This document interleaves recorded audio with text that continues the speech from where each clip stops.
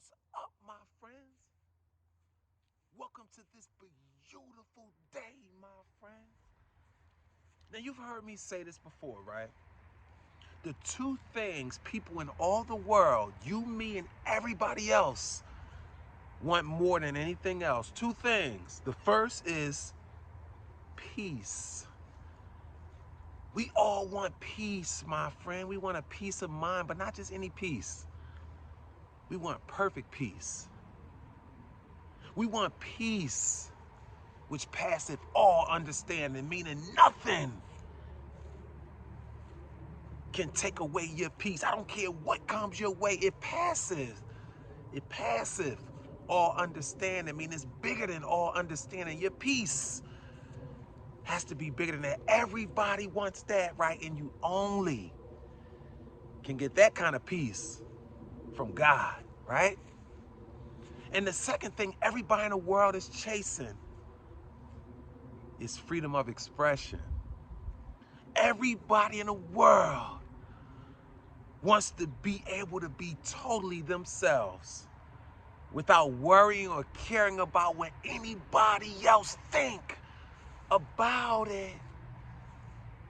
That's why most people try to attach themselves to other people that appear to have freedom of expression, that are bold enough to be truly, authentically themselves, because everybody wants that. Those are the two things that everybody in the world is chasing. Perfect peace, peace which passeth all understanding, and freedom of expression. Unadulteratedly who you are, who you were created to be, unadulteratedly living your truth. No apologies, no fronting. And here's the big thing about those two things. Money can't buy either one, my friend. Money can't buy the best things in life, my friend. So stop thinking that that's the answer, right? But here's another question for you, right? What happens when you don't have the first one? What happens when you don't have peace? What does that feel like?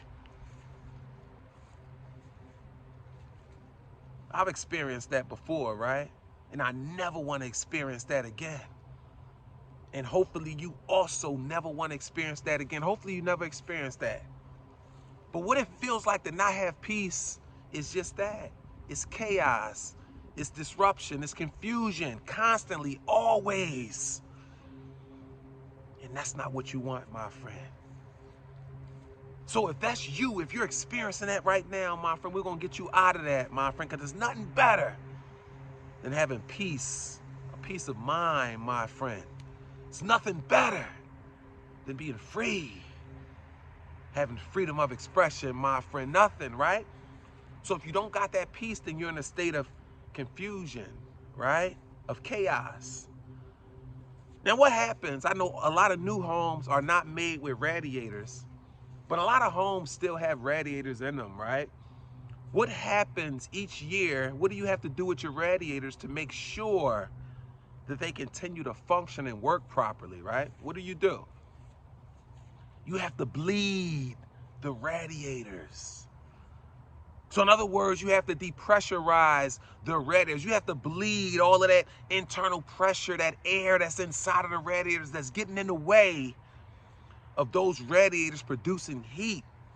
And if you don't bleed those radiators, if you don't release the pressure gauge in those radiators, then they will not work. They will not heat up, my friend. But it's not just with radiators, my friend. We also have those pressure gauges in and throughout our lives, my friend. And if you're not careful, my friend, your gauges will clog up, my friend, and you will not work properly. So you have to release the pressure, my friend, at all costs. Release the pressure, my friend, and here's how it goes, right?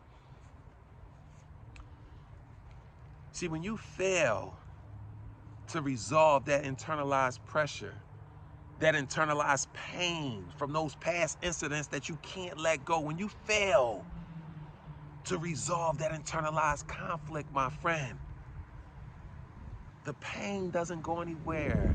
The pain doesn't get better.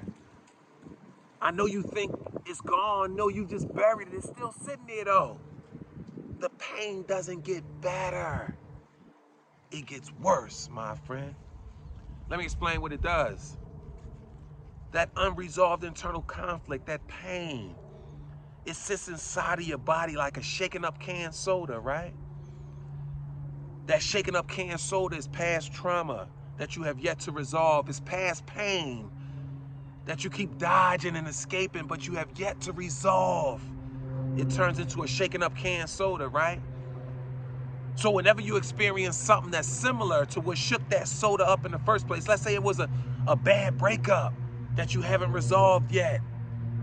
Anytime you experience anything remotely close, it don't have to be the whole form of the breakup. It could be resemble it just a little bit. It shakes up that soda. It overflows that shaken up soda and it spills bitter, angry liquids everywhere in your life, polluting all other areas of your life, my friend. That's what happens when you don't resolve that internalized conflict, my friend, that pain from the past. That's what happens. And then eventually, that soda's still sitting there, my friend. Eventually, it gains power. And eventually it gets so strong that it explodes. There it is. The whole soda explodes, my friend. Exposing you at the worst possible time, my friend. Did I tell you you gotta release the pressure, my friend? Did I tell you everyone's chasing perfect peace? Peace which passeth all understanding and freedom of expression. And money can't buy either one, right? It's all about being stress-free, my friend. It's all about releasing the pressure. Here's 3 reasons, my friend, why you gotta release the pressure. Nothing more important, right? Number 1, here's the thing. Failure to resolve that internalized conflict, failure to release that pressure, then the pain will eventually consume you, my friend, and then the pain will eventually lose you, my friend. It's going to eventually overcome you, my friend, if you're not careful. You got to heal, my friend. You got to get back to that childlike exuberance, my friend, when everything in life was a new adventure, an exciting adventure. Everything was joyful, my friend. You still got that. It's that unresolved internal conflict that's stealing that from you, my friend. It's about time you get that back, my friend. There's no better day than today, my friend. Did I tell you, you gotta release the pressure, my friend? Number 2, here's the thing. A dis-ease is just that. It's a dis-ease, not easily flowing. It's an energy blockage, which is created most often, by unresolved internal conflict.